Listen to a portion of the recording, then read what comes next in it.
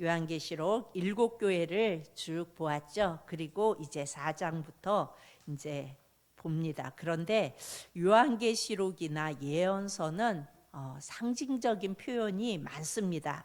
그러나 이 상징적인 표현이 무엇인지 우리가 이해를 하고 보면 쉽게 잘 보입니다. 그래서 우리가 이제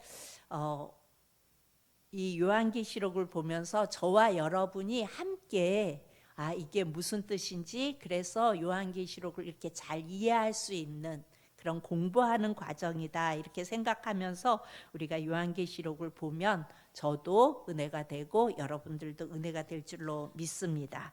오늘 4장 보면요, 4장 1절에 이 일 후에 이렇게 말씀해요. 그런데 이 일 후에 앞에 7교회를 향한 예수님의 말씀이 쭉 있었죠. 그런데 이 부분을 우리가 시간적 배열로 이렇게 이해를 하면, 이기는 그에게는 내가 내 보좌에 함께 앉게 하여 주기를, 지금 3장 21절을 보는 거예요. 주기를 내가 이기고 아버지 보좌에 함께 앉은 것과 같이 하리라. 그리고 기 있는 자는 성령이 교회들에게 하시는 말씀을 들을지어다 이렇게 말씀하고 있어요. 그러면 이것이 시간적 배열로 보면 지금 이기는 자는 바로 휴거되어서 이 7교회가 천상에 초대되어지는 상황으로 이해를 하게 돼요. 그런데 지금 그런 모습이 아니에요. 바로 천상의 모습이 이렇게, 이기는 자는 바로 휴거되어 천상에 초대되어지는, 그러니까 시간적 배열로 보면 바로 그렇게 되어져요. 그래서 많은 사람들이 이것을 잘못 이해하고 휴거되어진다고 생각하고 이렇게 잘못 해석되어지는 경우가 많이 있는데, 그런 말씀이 아니에요. 우리는 이것을 시간적 배열로 보면 좀 복잡해져요. 그런데 상징적 의미로 보면 확실해져요. 이 일 후에는 어디로 돌아가야 하냐면 1장 19절로 돌아가 보면 돼요. 1장 19절을 우리가 한번 봅니다. 1장 19절. 1장 19절. 그러므로 네가 본 것과 지금 있는 일과 장차 될 일을 기록하라. 20절 시작. 네가 본 것은 내 오른손에 7별의 비밀과 또 7금 촛대라. 7별은 7교회의 사자요 7 촛대는 7교회니라. 이렇게 말씀하시고 있어요. 그리고 나서 다음에 4장 1절로 이렇게 이어지면 됩니다. 그래서 이 7교회는요, 예수님이 하신 말씀, 그러니까 계시 1장 19절에서 20절, 그리고 20절 이후부터는 7교회에 대한 이야기죠. 이것은 가로를 딱 쳐서 예수님이 7교회에 대한 이야기 말씀을 하셨구나, 그렇게 이해를 하고 그 다음은 4장 1절로 이렇게 이어진다 이렇게 보면 됩니다. 그리고 이 일 후에 내가 보니 하늘에 열린 문이 있는데, 열린 문이 있어요. 여러분, 이 열린 문은요, 상징적 표현으로, 열린 문은 전에 무엇을 상징한다고 말씀드렸죠? 문은 누구를 상징하죠? 예수님. 그래서 열린 문도 예수 그리스도를 가리킨다고 그렇게 말씀드렸어요. 그래서 마태복음 3장 16절에 보면 이런 말씀이 있어요. 마태복음 3장 16절 우리 한번 봅니다. 시작. 예수께서 세례를 받으시고 곧 물에서 올라오실 때 하늘이 열리고 하나님의 성령이 비둘기같이 내려 자기 위에 임하심을 보시더니, 예수님이 세례를 받고 물에서 올라오실 때 하늘이 열렸어요. 하늘이 열리고 그랬죠. 열린 문, 열렸다. 여러분, 이런 표현은요, 하나님이 개입하시고 찾아오시는 임재를 상징하는 거예요. 하늘 문이 열렸다. 그럼 우리는 무슨 집에 문이 이렇게 열리는 것처럼 그렇게 이렇게 생각을 하죠. 그런데 상징적인 표현으로 하늘이 열리고 열린 문, 이런 것은요, 하나님이 개입하시고 찾아오시는 임재를 상징하는 거라고요. 그러니까 하나님의 임재를 표현할 때 하늘이 열리고 아니면 열린 문, 열렸다 이런 표현을 합니다. 그래서 요한복음 2장 19절에서 22절을 보면 이런 말씀이 있어요. 우리 한번 봅니다. 요한복음 2장 19절. 예수께서 대답하여 이르시되 너희가 이 성전을 헐라 내가 사흘 동안에 일으키리라 하더라. 20절 시작.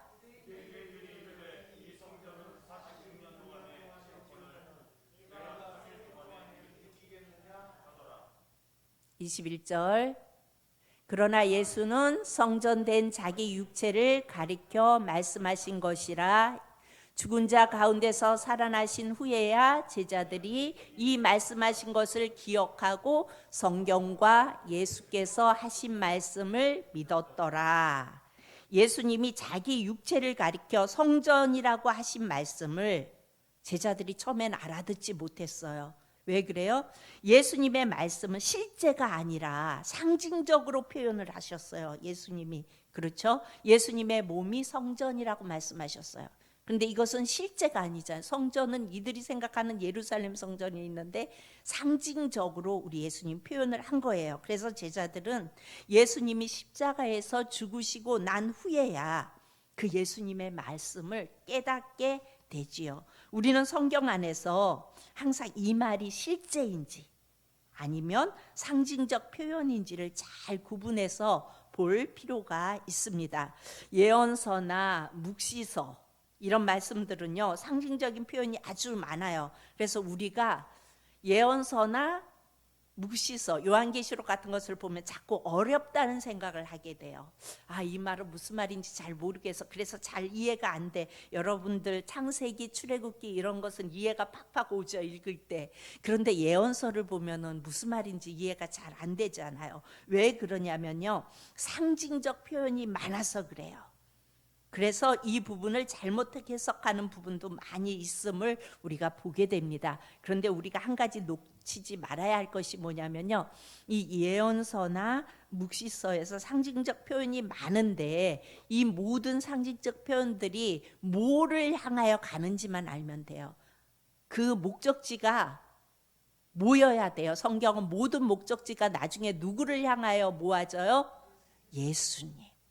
그러니까 예수님을 향하여 모여진다는 것을 생각하고 성경을 보면은 이해가 더 빨리 돼요. 그래서 오늘 본문 1절에서 3절의 말씀은 실제적인 것이 아니라 상징적인 표현으로 말씀하고 있어요.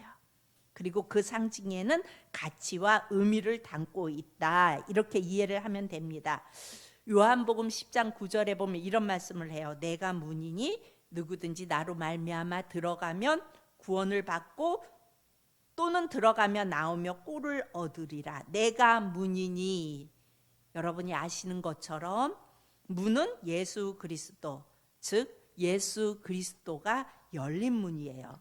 여러분, 히브리 기자가 예수 그리스도의 대속의 죽음을 소개할 때 어떻게 해요? 예수 그리스도를 뭘로 상징했어요? 휘장이 위에서부터 아래로 찢어졌다, 이런 표현으로 표현하지요. 그리고 그 찢어진 휘장 사이로 새롭고 산 길이 열렸다, 이렇게 표현했어요. 이 휘장은 고난당한 예수님의 육체를 말함이더라. 근데 여러분 생각해 보세요. 그 휘장이 어떻게 고난당한 예수의 몸이에요? 실제로 보면 여러분 이해가 잘 안 되죠. 그러니까 상징적인 표현이라고 말씀드리는 거예요. 그래서 이 휘장은 고난당한 예수의 육체를 말함이더라. 그러니까 우리가 이런 상징적인 부분을 잘 보면 일관되게 목적지가 있음을 보게 돼요. 어느 한 목적지를 향해 가고 있다는 것을 보게 돼요. 오직 예수 그리스도. 그러니까 예수님은 자신을 찢어서 열린 문을 만들어 놓으신 거예요. 그리고 그 열린 문은 온 인류에게 새롭고 산 길이 된 거예요. 그 길로만 생명이 주어지도록 성경이 그렇게 약속하고 있는 것입니다. 사도 요한이 보니까 하늘에 열린 문이 있어요. 그렇죠? 이 인류에 내가 보니 하늘에 열린 문이 있는데, 그러죠. 이것은 바로 하늘에 열린 문이 쫙 열어진다, 이런 실제로 이런 표현이 아니라 하나님의 임재, 예수 그리스도의 임재를 지금 사도 요한이 보고 있는 겁니다. 아멘. 그리고 4장 1절에 보면요, 열린 문이 있는데 내가 들은 바 처음에 내게 말하던 나팔 소리 같은 그 음성이 이르되, 어디로 올라오래요? 이리로 올라오라. 지금 사도 요한은요, 반모섬에 유배되어 있어요. 그런데 그 유배되어 있는 가운데 이 계시를 받고 있는 거예요. 그런데 이리로 올라오라 하니까 우리는 자꾸 이것을 이리로 올라오라 그러면 방향을 생각해요. 그래서 위로 올라오라, 위로 올라가나 보다, 위아래 방향으로 생각해요. 그런데 여기서 이리로 올라오라 하는 말이 갖는 의미는 하나님의 계시로 들어오라 그 말이에요. 열린 문이 있어요. 그 열린 문이 예수님이에요. 그런데 이리로 올라오라 이 말은요, 그 하나님의 계시로 들어오라 그 뜻이에요. 여러분, 우리가 신앙생활을 잘 하려면 자꾸 어디 안으로 들어가야 해요? 교회 안, 예수님 안. 예수님 안으로 더 깊이 들어가야 되지요. 그래서 우리 표에도 예수님을 깊이 알자라는 표도 있었고, 또 우리 목사님 늘 말씀하시는 게 예수님을 더 깊이 알아가야 된다고 말씀하죠. 그 더 깊이 들어가는 게 뭐예요? 예수님을 아는 거고, 그 깊이 들어갈수록 예수님의 계시로 들어가는 거예요. 이것은 예수님을 더 깊이 알아가는 거라고요. 여러분, 에스겔서에 보면요, 성전에서 물이 흘러 들어와요. 그런데 그 물이 처음에는 발목까지 차고, 그 다음에는 무릎까지 차고, 다음에는 허리까지, 그 다음에는 어떤 물이 됐어요?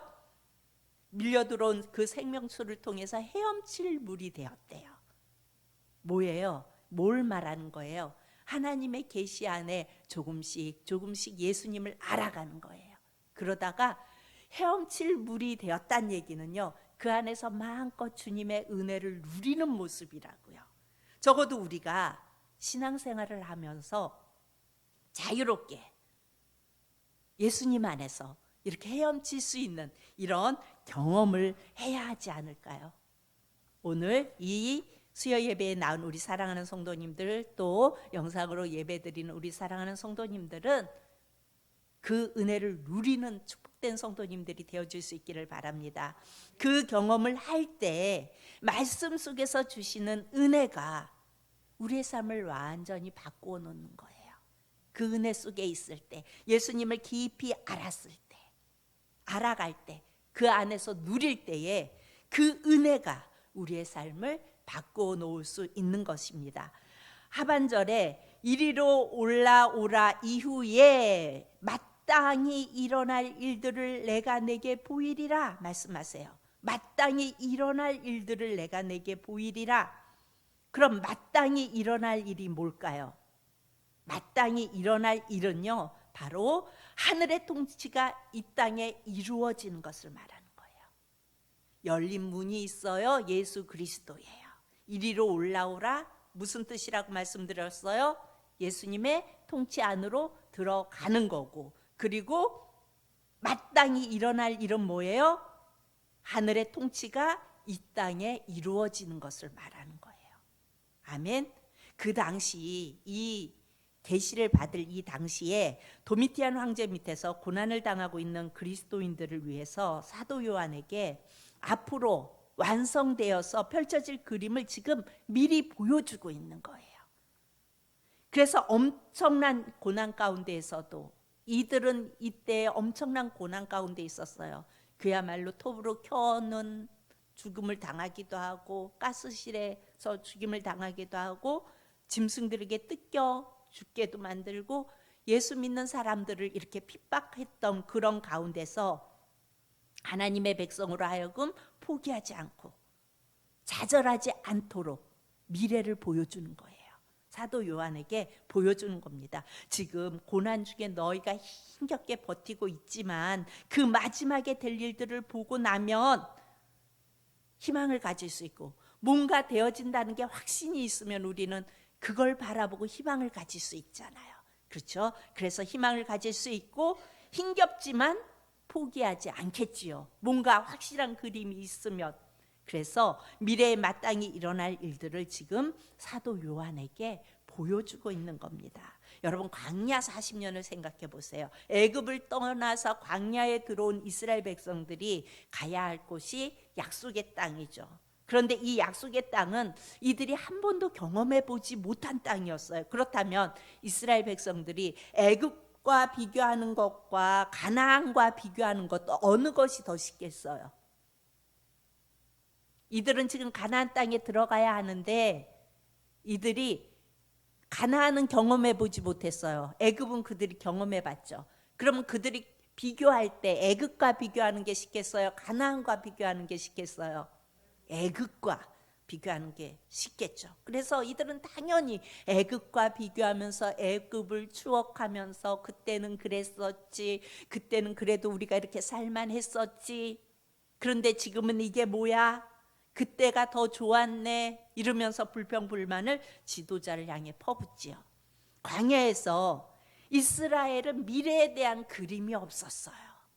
그 가나안 땅에 대한 그림이 없었어요. 가나안을 경험해 보지 않았으니까 그저 자기들이 경험했던 그 애굽만 자꾸 추억할 수밖에 없는 거예요. 그러나 다시 돌아갈 수는 없죠. 어린 양의 피로 그곳을 낳았으니 이제 가나안을 향해서 이들은 갈 수밖에 없어요. 하지만 하나님은 그들을 그냥 등 떠밀어서 무조건 가게 하시지 않았잖아요. 여러분, 우리가 성경을 통해서 봐서 알아요. 구름 기둥과 불 기둥으로 그들을 보호하시고 인도하셨어요. 여러분, 구름 기둥과 불 기둥의 의미가 뭐죠? 하나님의 임재, 그렇죠? 하나님의 동행하심. 그 길을 하나님은 이스라엘 백성과 함께 걸으셨다고요. 임재하셔서 그들과 함께 동행하셨다고요. 그리고 그들을 가나안 땅으로 인도하여 들이십니다. 이것이 주님의 인도하심 아래 사는 백성들의 행보예요. 여러분, 우리도 주님의 인도하심 아래 사는 자들이죠. 하나님은 우리를 주님 앞에 서는 그날까지 그냥 등 떠밀어서 가라고 등 떠밀지 않으세요. 우리와 함께 동행하시고 우리와 함께 걸으세요. 그리고 우리와 함께 가세요. 여러분, 그거 믿습니까? 지금 도미티안 황제 밑에서 핍박을 받고 있는 이들에게 미래를 보여주시는 거예요. 여러분, 우리는 마지막을 알고 있는 사람들이에요? 모르고 있는 사람이에요? 우리 마지막을 알아요? 몰라요? 알아요. 아니까 우리는 때로는 어려움이 오고 고난이 오고 힘들어도 내가 주님 앞에 가서 설 그날이 있기에 견디면서 그래도 주님 앞에 설 날이 있겠지. 지금은 내가 이렇게 이 세상에서 막 이렇게 고난당하고 힘들어도 그래도 주님 앞에 가서 설 날이 있겠지. 그 앞에 서면 지금 이 힘든 이 모든 서름들 주님께서 다 위로해 주시겠지. 주님께서 다 닦아 주시겠지. 이러고 우리는 가고 있잖아요. 여러분, 그렇죠? 그래서 그것을 알지 못하는 이들에게, 그리고 그 사실을 보지 못하는 이들에게 선포하고 알려야 하는 것이 바로 우리의 사명입니다. 이 일을 평생 하라고 주님이 우리를 부르신 거예요. 이리로 올라오라, 이 말은 하나님의 약속의 말씀의 세계로 들어오라, 그 말이에요. 하나님의 말씀 속으로 들어와라. 여러분, 그 당시 그들은 피비린내 나는 일상을 살아가면서 아무 희망이 없었어요. 그런 그들에게 미래의 그림이 그 상황을 버티고 견디게 해 주었던 것입니다. 완성되고 승리한 그림이 던져지고 선포될 때 그들은 그 험난한 여정을 잘 견디며 가게 해주는 겁니다. 오늘 2절을 봅니다. 내가 곧 성령의 감동되었더니, 누가 성령이 감동되었어요? 사도 요한이 성령이 감동되었더니 보라, 하늘에 뭐가 베풀어졌어요? 보좌를 베풀었고 그 보좌 위에 앉으신 이가 있는데 라고 말씀하세요. 자, 하늘에 보좌가 베풀어졌어요. 이 보좌라는 단어는요, 사실상 로마의 황제 보좌 개념에서 인용을 한 단어입니다. 그 당시 로마의 황제가 갖는 보좌의 의미는요, 통치와 심판과 영광입니다. 그러니까 로마 황제의 그 보좌에서 통치가 이루어지고 심판이 이루어지고 모든 영광은 다시 황제의 보좌로 올려지게 되어 있어요. 그런데 그 보좌에 앉으신 이가 있는데, 앉으신 이는 말 그대로 통치자를 말합니다. 하나님의 통치가 지금도 통치되고 있다는 것을, 지금 이런 어려운 상황 속에서, 이렇게 힘들고 어려운 상황 속에서도 하나님의 통치가 이루어지고 있다는 것을 지금 사도 요한에게 보여주고 있는 거예요. 이 땅에 주의 백성들이 절망에 빠져 있는 것을 내가 보았다. 그러나 요한, 네가 이 하늘의 통치와 심판이 이루어지고 있다는 것을 저들에게 선포하라. 그리고 궁극적으로 모든 영광은 다시 이 보좌로 올 것이다. 이것을 당시에 고난당하고 있는 그야말로 대표격인 사도 요한에게 보여주시고 있는 거예요. 3절에 이렇게 말씀하십니다. 앉으신 이의 모양이 벽옥과 홍보석 같고 무지개가 있어 보좌에 둘렸는데 그 모양이 뭐 같더라? 녹보석 같더라. 여러분, 3절에 앉으신 이의 모양이 벽옥 같고 홍보석 같고, 이 말은요, 벽옥이고 홍보석이라는 말이에요, 같다라는 말이에요? 실제로 벽옥과 홍보석이에요, 같다라는 말이에요? 같다라는 말이에요. 그러니까 실제라는 말이에요, 상징이라는 말이에요? 상징이라는 말이에요. 그래서 우리가 그렇게 이해를 하면 빨리빨리 이해가 돼요. 상징이라는 말이에요. 그래서 벽옥과 홍보석, 그런데 전국에 갔다 오고 막 이런 분들이 이렇게 이야기할 때 보면 뭐 반짝이는 보석이 있고 홍보석이 있고 말, 그러면 조금은 의심해 볼 필요가 있죠. 왜 그래요? 같고라고 말했지 벽옥이 있고 홍보석이 있고 막 이렇게 말하지 않잖아요. 그렇게 같고 이건 실제가 아니라는 거예요. 다시 말하면 상징적인 표현이란 말이에요. 그리고 또 뭐가 있어요? 무지개가 있어요. 여러분, 무지개 언약은 언제 약속한 거예요? 노아의 홍수 때. 노아의 홍수는 왜 일어났어요? 인간의 타락 때문에. 하나님이 인간 지으심을 후회할 정도로 인간들이 타락했어요. 그래서 이들을 쓸어버리시기 전에 하나님이 구원의 길을 하나 제시하시죠. 뭐예요? 바로 노아의 가족들로 하여금 뭐를 만들게 해요? 방주를 짓게 만들고, 그 방주에 뭐를 바르게 했죠? 역청을 바르게 했어요. 여러분, 그런데 이 역청은요, 히브리 말에 덮다라는 의미를 가지고 있어요. 구원의 어근이 덮다로부터 온 거예요. 죄를 덮어요. 산 위에다가 노아가 막 배를 지어요. 햇빛은 쨍쨍한데 산꼭대기에다 배를 짓고 있죠. 많은 사람들이 비웃어요. 아무래도 노아가 나이가 많이 들더니 정신이 어떻게 된 것 같아. 이 쨍쨍한 햇빛 아래 무슨 비가 온다고. 그래서 우리 아동부 찬양에도 보면은 뭐 높은 산 꼭대기에서 배를 짓는다. 뭐 앞집에 김서방, 뒷집에 박서방 모두 다 반대하여도 높은 산 꼭대기에 배를 짓는다. 막 이런 찬양 있잖아요. 모두가 반대하고 모두가 조롱하여도 마지막에 그림을 아는 자는 그 조롱에도 견뎌내면서 그 일을 할 수밖에 없어요. 여러분, 마지막에 그림을 알면 아무리 세상이 조롱하고 아무리 뭐 예수 믿는 게 뭐라고 저렇게 저래 이렇게 우리를 조롱해도 우리는 마지막을 알잖아요. 끝을 알잖아요. 그렇기 때문에 우리는 내게 주어진 그 길을 가는 거예요. 조롱하든 말든 내 길을 가야 하는 겁니다.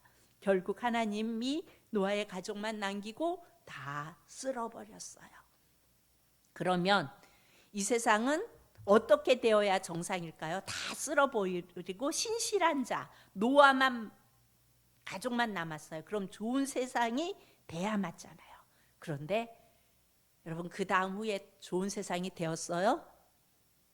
여러분들이 알다시피 그냥 인생들은 같은 길을 반복하는 제약들이 계속해서 벌어지는 것을 볼 수가 있어요. 다시 말해서 홍수 전의 인류와 홍수 후의 인류가 달라진 것이 하나도 없어요.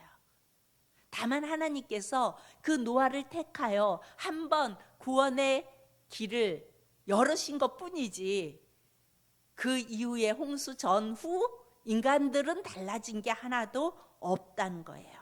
그래서 하나님이 인류에게 내건 약속이 뭐예요? 무지개 약속이었어요. 다시는 인류를 물로 심판하지 않겠다. 그런데 이 무지개 약속에는 다른 의미가 있어요. 우리가 에스겔 1장 28절을 다 같이 봅니다. 에스겔 1장 28절. 에스겔 1장 28절. 시작.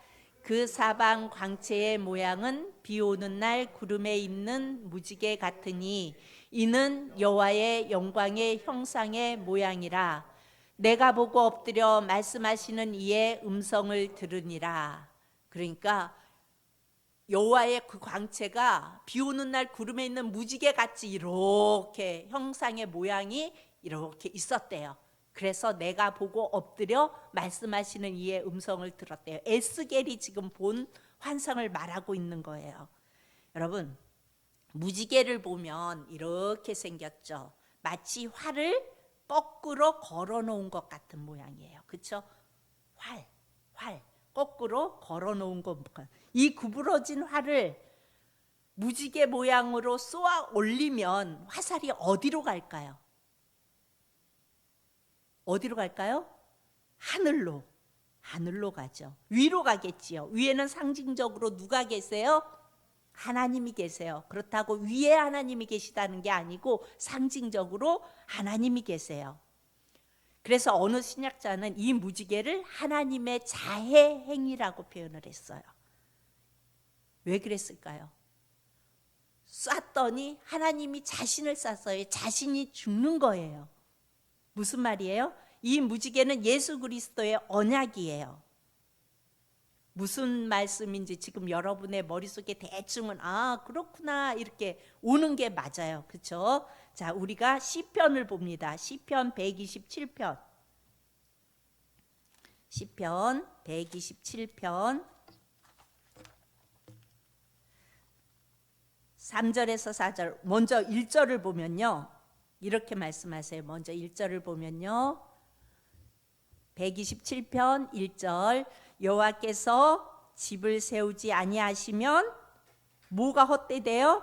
세우는 자의 수고가 헛되며 여호와께서 성을 지키지 아니하시면 파수꾼의 깨어 있음이 헛되도다. 너희가 일찍 일어나고 늦게 누우며 수고의 떡을 먹음이 헛되도다. 그러므로 여호와께서 그의 사랑하신 자에게는 잠을 주시는도다. 이렇게 말씀하세요. 먼저 이 말은 1절을 보면요. 집과 성이 집이 있고 성을 지키지 아니하면 집을 세우지 아니하면 성을 지키지 아니하면 집과 성이 나오죠. 이것은 동의어로 등장을 합니다.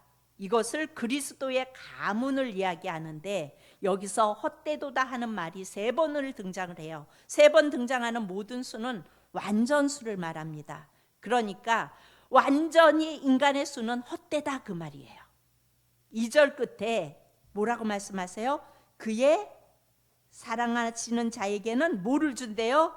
잠을 주시는도다. 그런데 여러분, 우리는 이 시편 말씀을 보면서 하나님이 사랑하는 자에게는 잠을 주신대. 그래서 잠을 잘 자는 자는 하나님이 나는 잠을 주셔서 잠이 잘 오게 하셔. 이렇게 이 말씀을 가지고 적용해서 이렇게 말씀해요. 그런데 여러분, 그의 사랑하신 자에게 잠을 주시는도다. 이 말씀을 보고 잠 많은 거 하나님의 축복이야. 여기서 잠은 여러분 우리가 그냥 자는 삶이 아니라 죽음을 의미합니다. 영원한 죽음. 사랑하는 자의 죽음. 여디디야. 여러분 들어봤죠? 여디디야. 이 여디디야는 솔로몬의 또 다른 이름이에요. 예수 그리스도는 누구의 가계를 통해서 오시죠? 다윗. 그리고 다윗의 집 솔로몬의 가계를 통해서 오세요. 솔로몬은 다윗의 사랑하는 아들이었어요. 마태복음에 보면 하늘 문이 열리면서 예수님이 세례를 받고 올라오실 때, 물에서 올라오실 때 예수님을 가리켜 뭐라고 말씀하세요? 내 사랑하는 자라. 여기서 사랑하는 자는 누구예요? 그리스도입니다. 예수님이에요. 뭘 말하는 거예요? 여러분, 인간의 모든 수고는 다 헛돼요. 일찍 일어나서 노력하고 늦게 잔다 뭐예요? 온 열심을 다해서 산다는 거예요. 그러나 인간이 하는 모든 구원이, 모든 그 인간이 하는 노력이, 구원의 노력이 다 헛된 거예요. 인간이 자기들이 뭔가를 이루어 보려고 애쓰고 수고하고 열심히 해도 뭐래요? 다 헛되대요. 그러므로 사랑하는 자에게 잠을 준다는 말은요, 예수 그리스도께서 오셔서, 사랑하는 자가 오셔서 영원히 죽음으로 가야 하는 우리를, 영원히 죽을 수밖에, 잠을 주시도다, 사랑하는 자에게 잠, 영원히 죽음으로 가야 하는 우리들을 구원해 내신다는 말이에요. 그래서 3절에 보면요, 이제 3절을 봅니다. 보라, 자식들은 여호와의 기업이요 태의 열매는 그의 상급이로다. 젊은 자의 자식은 장사의 수중에 뭐 같으니? 화살 같으니. 화살, 활. 여러분, 우리나라는요, 아이들이 태어나면은, 지금은 그렇지 않는데 옛날에 이렇게 꽈가지고 숯을 달아서 매달기도 하고, 남자아이가 태어나면 고추를 이렇게 사이사이 껴서 이렇게 매달기도 해요. 그걸 왜 매달아요? 나쁜 거 들어오지 말라고. 그러니까 우리 애가 새로 아이가 태어났는데 나쁜 것 들어와서 아이에게 미치지 마라, 이런 의미에서 이걸 걸어뒀어요. 그런데 히브리인들은요, 아들이 태어나면은 화살과 화살이 담긴 전통을 함께 문에다 걸어둬요. 이 뜻은 뭐냐면 이 집에 미래의 생명의 부양자가 태어났다, 이 뜻이에요. 왜 이런 의미로 걷냐면 대대로 이들은 누구를 기다렸어요? 오실 메시아, 기다리던 그들의 전통이었어요. 그래서 이들은 아이를 낳으면은 활과 화살이 들어있는 전통을 그 문 앞에 이렇게 거는 그런 전통, 풍습이 있었어요. 그래서 활이라는 것은 무지개로 표현했는데 활을 거꾸로 이렇게 걸어놓은 모습이에요. 그 활은 장차 이 땅에 오셔서 하나님의 사랑하는 자 예수 그리스도께서 죽으실 사건을 뭘로 표현한 거예요? 무지개로 표현한 거예요. 여러분, 우리가 노아 홍수 때 끝나고 무지개가 생겼다 그랬죠. 그리고 다시는 물로 심판하지 않겠다, 이 말은요, 바로 예수 그리스도가 오실 것을 예표하는 것이었고, 그 활의 모양은 그야말로 하나님의 자애하는 모습, 하나님이 스스로 죽을 것이라는 것을 예표하는 사건으로 보여주고 있었다는 것입니다. 하나님이 자신을 향하여 쏘는 거예요. 하나님 자신이 죽는 사건이었어요. 여러분, 이해가 되십니까? 그러니까 사도 요한이 지금 다시 요한계시록으로 가서 사도 요한이 지금 앉으신 이의 모양이 벽옷과 홍보석 같고 또 무지개가 있어 보좌에 둘렸는데 그 모양이 녹보석 같더라, 이렇게 말해요. 사도 요한이 하늘을 보니까 우리를 향한 그 하나님의 사랑이 절절히 담긴 언약의 무지개가 그 보좌 위에 다 걸려 있었다는 거예요. 여러분, 이해가 되세요? 이해가 돼야 되는데 여러분, 그게 걸려 있었다는 거예요. 그걸 보여주셨다는 거예요. 이렇게 내가 이렇게 와서 너희를 위하여 이렇게 죽을 거다, 그것을 보여주셨다는 거예요. 이것을 완성될 그림으로 사도 요한이 천상에 걸린 무지개로 확인하고 있는 것입니다. 여러분, 이제 여러분들이 무지개가 뜨면 무지개 참 예쁘다, 저거 빨리 찍어야지, 그리고 찍어서 담아서 넣고 끝내지 마시고, 그거는 어떤 의미가 담겨 있다고요? 하나님의 사랑이 담긴, 그야말로 가슴 저미는 주님의 사랑을 생각하면서 그 무지개를 보면서 감격할 수 있는 저와 여러분이 되었으면 좋겠어요. 저 무지개는, 비가 온 후에 뜨는 저 무지개는 바로 예수님이 우리를 위하여 죽으시기 위하여 이 땅에 오실 그 사건을 미리 우리에게 보여주신 거구나, 그거를 생각하면서 하나님의 그 크신 사랑을 다시금 느낄 수 있는 저와 여러분이 되어질 수 있기를 바랍니다. 여러분, 4장 1절에서 3절까지 여러분 이해가 되세요? 아멘. 이런 내용이었습니다. 여러분, 앞으로 계속해서 이걸 보면서 함께 이렇게 나누면서 이 의미가 어떤 의미인지 함께 공부하면서 나가는 시간을 이렇게 갖도록 하겠습니다. 여러분들이 그러면 요한계시록이 좀 더 쉽게 다가오고 또 여러분들이 보실 때 이해가 잘 되실 줄로 믿습니다. 기도합니다. 참 좋으신 아버지 하나님 은혜를 감사합니다. 우리가 요한계시록이 주님이 우리를 사랑하심으로 우리에게 주신 사랑의 편지임을 아버지 하나님 이제 알게 하시고, 아버지 하나님 이 말씀 속에서 우리를 향한 그 주님의 사랑을 더욱더 깊이 알아가며 예수님을 더 깊이 알아가는 우리의 삶이 되어질 수 있도록 사랑의 하나님 함께하여 주옵소서. 감사드리며 예수님 이름으로 기도합니다. 아멘.